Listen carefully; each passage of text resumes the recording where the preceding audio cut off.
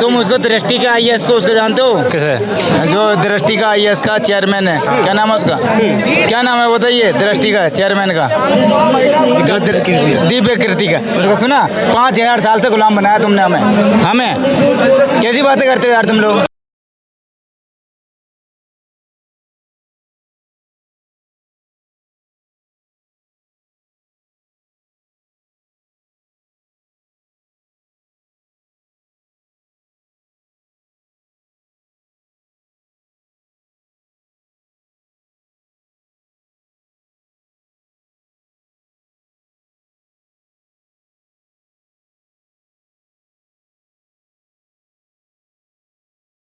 गुलामगिरी में नवाब ज्योति फूले ने यह कहा था कि ब्राह्मणों ने 10,000 साल तक दलितों को, शूद्रों को गुलाम बनाकर रखा।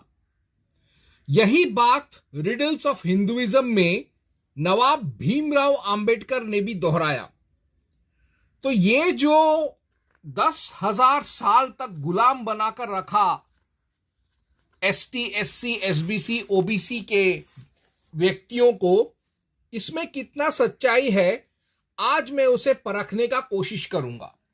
मेरा जो रणनीति है वो ये है, या मेरा जो हाइपोथेसिस ये है कि अगर दलितों को 10,000 साल तक दास बनाकर रखा तो इसका मतलब यह है कि उन लोगों को भारत में कभी राज शासन करने का मौका नहीं मिला होगा या मिला होगा, वो मैं देखना चाहूंगा। और मैं दूसरा बिंदु जिस पर मैं देखूंगा वो ये कि हो सकता है कि किसी एक भारत के कोने में शूद्रों को राज करने का मौका मिला हो।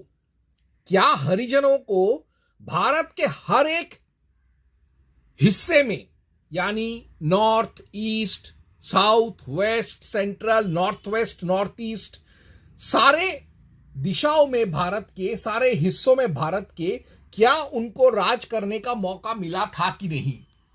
पहले मैं उसी को देखने का कोशिश करूंगा। तो सर्वप्रथम मैं देखूंगा आर्यवर्त, यानी सिंधु, इंडस, सरस्वती और Ganga Yamuna Gangetic valley plain. वहां ऋग्वेद में हमको मिलता है कि भरत वंश का एक राजा था सोदास, 10,000 बिफोर क्राइस्ट में। उसकी मां ऋग्वेद के हिसाब से और पुराणों के हिसाब से दासी थी, और उसका बाप भरत वंश का एक क्षत्रिय राजा था। इसी वजह से उसके जो 4-5 सौतेले भाई और उनके जो दोस्त थे उससे घृणा करते थे और उसको राजगद्दी से हटाने के लिए उस पर आक्रमण किया। तो इसके बदले में सोदास ने दशराजन्य युद्ध किया, जिसमें उसने अकेले 10 राजाओं से युद्ध किया था। इस युद्ध में कुछ ब्राह्मणों और ऋषियों ने उसका साथ दिया और कुछ ने उसके सौतेले भाइयों और उनके सहयोगियों का। अंत में सोदास विजयी होता है, अपने जो सौतेले भाई हैं उनको अलग अलग भारत के अलग अलग हिस्सों में अपना दास बनाकर उनको राज करने बोलता है। बाकी उनके जो समर्थक थे, जो जिनके साथ उसका खून का रिश्ता नहीं था, उन सबको लात मार के भारत के बाहर फेंक देता है। और वहीं से आर्यन माइग्रेशन शुरू होता है टुवर्ड्स वेस्ट, टुवर्ड्स पश्चिम। यानी 10,000 बिफोर क्राइस्ट में सरस्वती, सिंधु, गंगा, यमुना का जो इलाका है, का जो मैदानी इलाका है और घाटी है, वहां पर सोदास नाम का एक आधा दासी पुत्र राज करता था।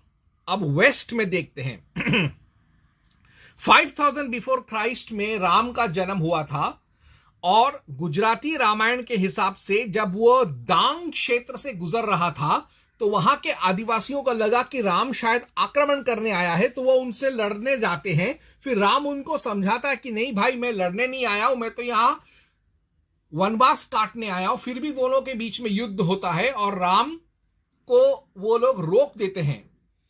लेकिन फिर बाद में दोनों में सुलह हो जाता है। तो यानी 5000 बिफोर क्राइस्ट में गुजरात में दांग आदिवासियों का दांग इलाके में अपना राज्य था।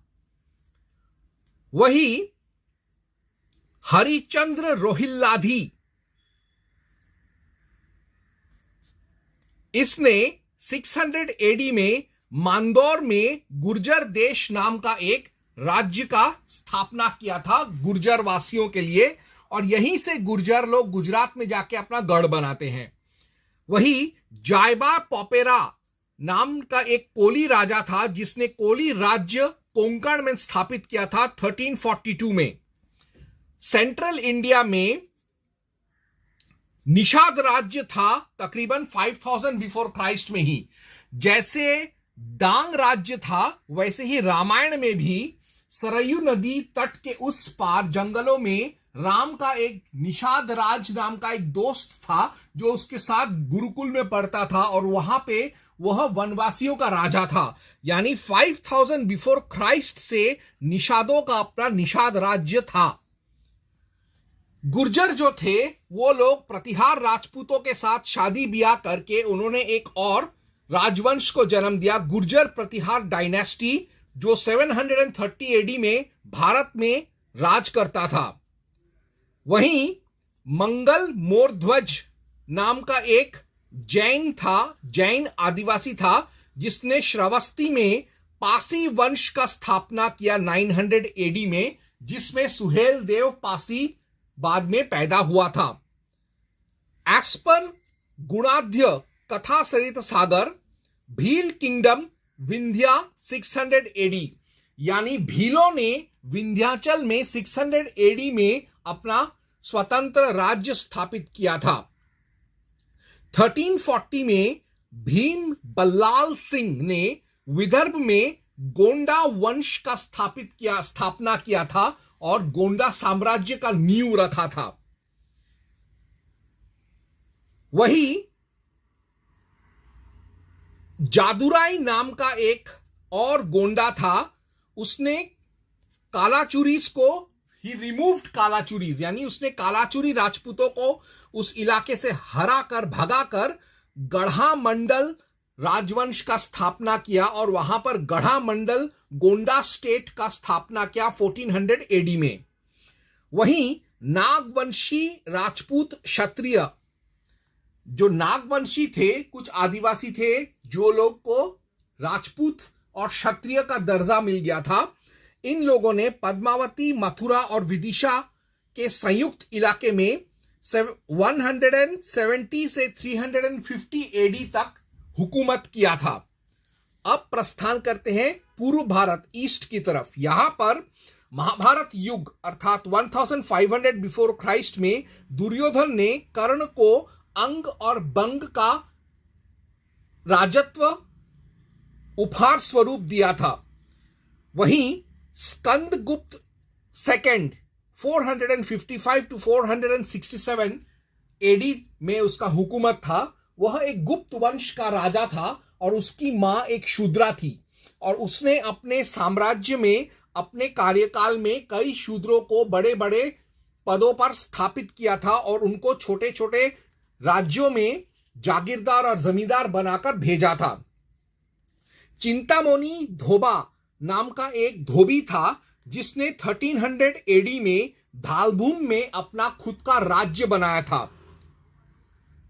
पाल वंश जो था दरअसल वो हिंदू काउहर्ड्स थे, ग्वाले थे। बाद में वो लोग बौद्ध बन गए और 800 टू 1300 एडी तक भारत पर हुकूमत किया था। पूर्व भारत में बंगाल में झारखंड, बिहार और सुंदरबन और बंगाल के कुछ और जंगल इलाकों में असुर नाम का एक जनजाति जो आज भी पाया जाता है, वो राज करता था कम से कम 6000 बिफोर क्राइस्ट से। वहीं बंगाल में ही सांथाल कबीला ने 1200 एडी में अपना खुद का राज्य स्थापित किया था। मुंडा जो था उसके 200 साल बाद यानी 1000 एडी में उन्होंने अपना अलग स्वायत्त राज्य स्थापित किया। उसी के साथ साथ कोल 1000 एडी में उन्होंने भी अपना अलग राज्य स्थापित किया, और वो लोग सांथालों की तरह ही 1200 एडी में उन्होंने अपना खुद का राज्य बनाया था। खोंड एक और कबीला था पूर्व भारत में, कबीला है इनफैक्ट, जिन्होंने 1000 एडी में अपना खुद का राज्य स्थापित किया था।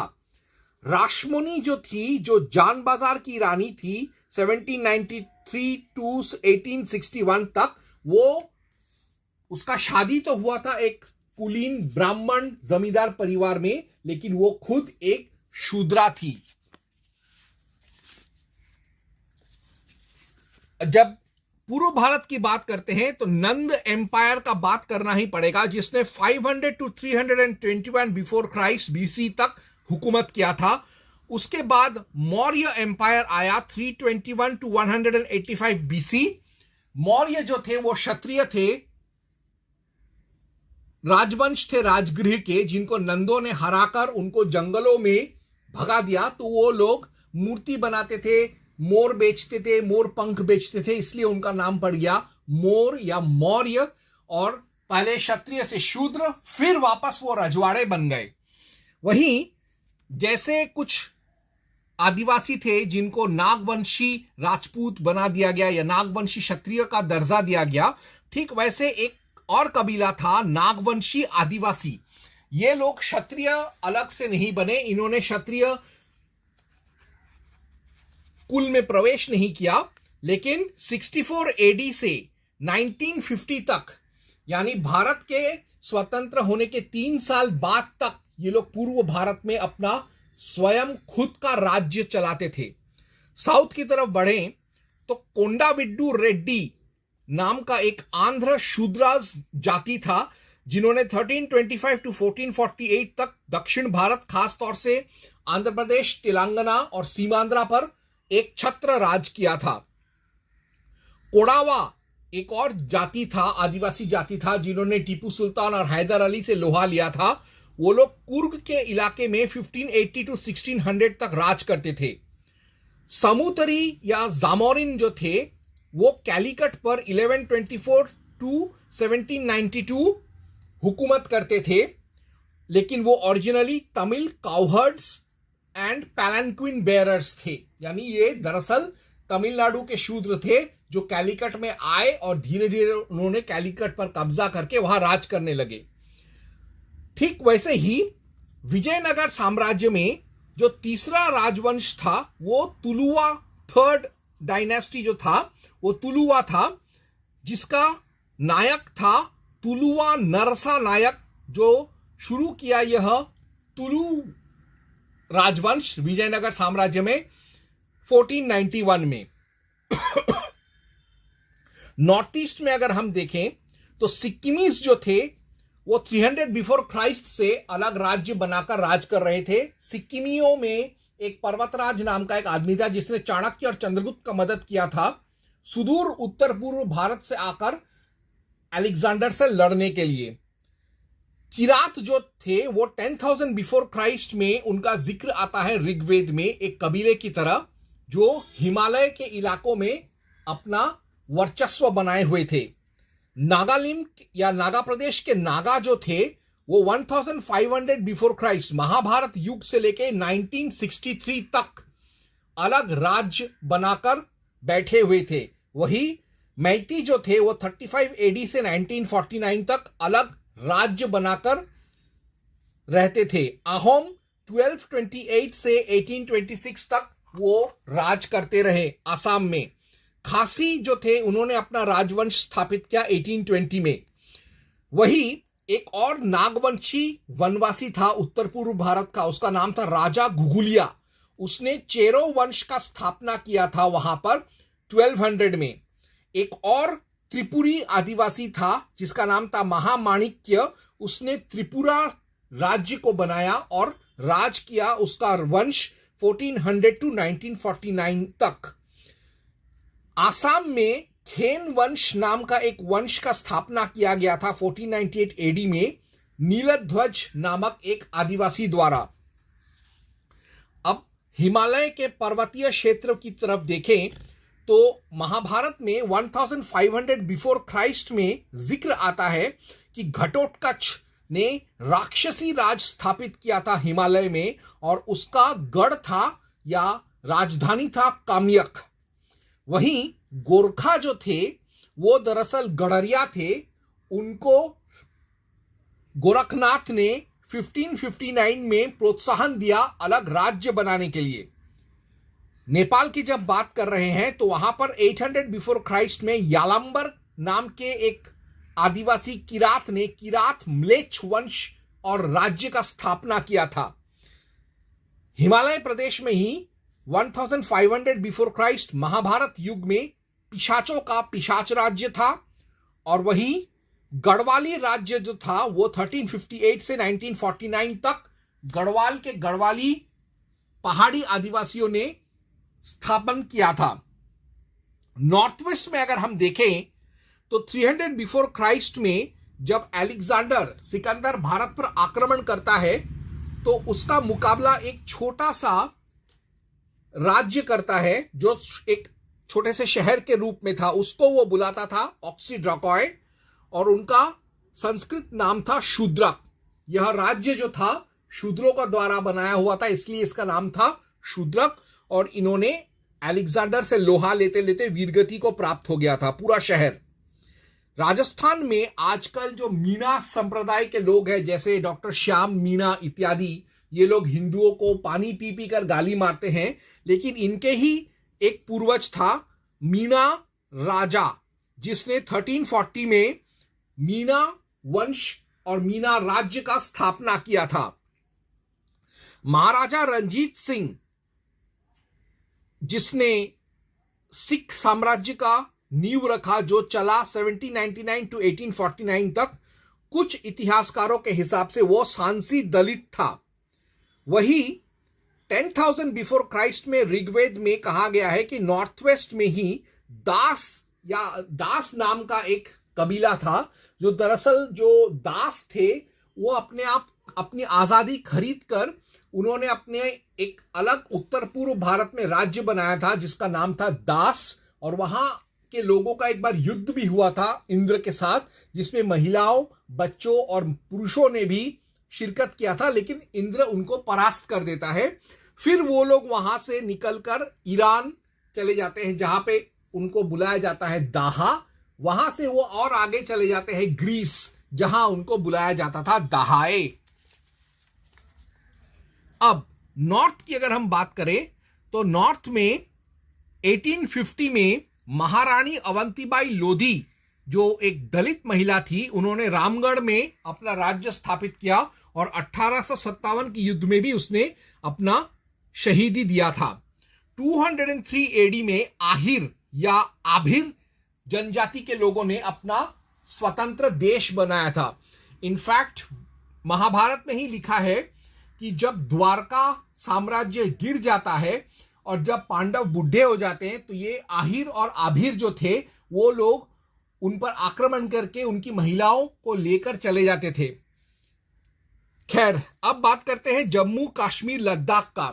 अब ये जो जगह है, यहां पर कई जिहादी कहते हैं कि ये प्रांत भारत का कभी हिस्सा था ही नहीं। उनको ये याद दिला दूं कि 855 एडी में आईनी अकबरी में अबुल फजल ने लिखा है कि कश्मीर में उत्पल वंश का स्थापना अवंती वर्मन ने किया था, जो वास्तव में चमार वंश का था। इसी वंश को उत्पल वंश या चौमार वंश भी कहते थे। अब कई हरामी हैं जो ये कहते हैं कि पेशवा जो थे वो ब्राह्मण थे, चितपवन ब्राह्मण थे, इसलिए उन लोगों ने महारों पर और दलितों पर काफी जुल्म किया, उनको दूर दूर तक उनको गुलाम बना के रखा। लेकिन इसी पेशवा राज में, पेशवा ब्राह्मण होते हुए भी, इन्होंने कई शूद्रों को सरदार, जागीरदार, राजा, जमींदार बनाया। जैसे मल्हार राव होलकर, जो कि एक ढांगर फार्मर था, लेकिन उसको इंदौर का राज्य दिया गया 1733 में। कुंभी वंश के कई मराठा क्षत्रिय थे जिनको अलग अलग क्षेत्रों में राज करने का उनको आजादी दिया गया था। जैसे शिंदे या सेंद्रक, या सिंधिया, इनको ग्वालियर दिया गया 1731 में। घोरपड़े को 1471 में मुधोल दिया गया। दाभाडे वंश को 1717 में तालेगांव दिया गया। गायकवाड़ परिवार को 1721 में बड़ौदा दिया गया। अब आजकल जाटों में एक फैशन हो गया है, वो कहते हैं कि जाट हिंदू नहीं है, लेकिन मैं एक सत्य बात बोलता हूं। 1398 में हरवीर सिंह गुलिया जाट प्लस राम प्यारी जाट प्लस राजा देवपाल, जो कि हरियाणा सर्वखा महापंचायत का नेता था, इन लोगों ने 1398 में तैमूर लंग से युद्ध किया था। और हरवीर सिंह गुलिया जाट ने तो तैमूर लंग को जहरीले भाले से मारकर बाद में उसको स्लो डेथ की तरफ, धीमी मृत्यु की तरफ भेज दिया था। अब इसी चीज से पता चलता है कि 1398 में ही, हालांकि उस क्षेत्र में इस्लामी सल्तनत का हुकूमत था, लेकिन अंदर के ग्रामीण इलाकों में जाटों का अपना पैरेलल एडमिनिस्ट्रेशन चलता था। और इसी पैरेलल एडमिनिस्ट्रेशन ने आगे चलकर भरतपुर जाट राज्य का स्थापना किया 1695 में चुरामान जाट के हाथों। शिवाजीज एंसेस्टर्स भोसलेस, यह बहुत जरूरी है।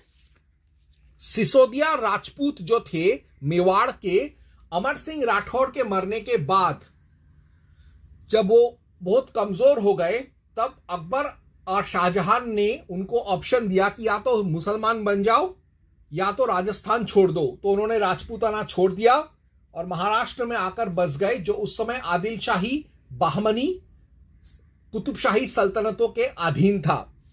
तो इसी सिसोदिया राजपूत मेवाड़ से जो आदमी सबसे पहले आया, उसका नाम महाराष्ट्र में पड़ा मुधोजी भोसले। वो एक पाटिल था, एक गांव का, साथ में फार्मर भी था प्लस लैंडलॉर्ड भी, और उसका कार्य क्षेत्र था हिंगनी 1500 एडी में। फिर इसी में पैदा हुआ मालोजी भोसले, और उसके बाद शाहजी भोसले, शिवाजी इत्यादि, इनका राजवंश चलता रहा। तो आज मैंने एक छोटे से प्रस्तुति में साबित कर दिया कि 10,000 बिफोर क्राइस्ट से लेकर कम से कम 1500 एडी, इनफैक्ट 1963 तक कई जगहों पर शूद्रों और दलितों का और आदिवासियों का अलग अलग स्वाधीन राज्य था। तो जिस समाज का अपना अपना राज्य हो सकता था, उस समाज को कौन गुलाम बना सकता है? ब्राह्मण कैसे गुलाम बना सकते थे? ये लोग तो 2000 बिफोर 10,000 की बात कर रहे हैं, 10,000 साल की बात कर रहे हैं। यानी 10,000 साल यानी 8,000 बिफोर 10,000 साल यानी 8,000 बिफोर क्राइस्ट की बात कर रहे हैं। लेकिन 10,000 बिफोर क्राइस्ट से ही भारत में शूद्रों के राज करने का एक बहुत ही स्वर्णिम परंपरा रहा है। तो इसी से मैंने साबित कर दिया कि जो लोग ये कहते हैं, चाहे वो कोई भी नवाब हो, ये कहता है कि ब्राह्मणों ने 10,000 साल तक शूद्रों पर राज किया, उनको गुलाम बना के रखा, यह एक झूठ है, कोरा झूठ है और कुछ नहीं। इसका कोई ऐतिहासिक तथ्य या सबूत नहीं है। ओम हं हनुमते नमः।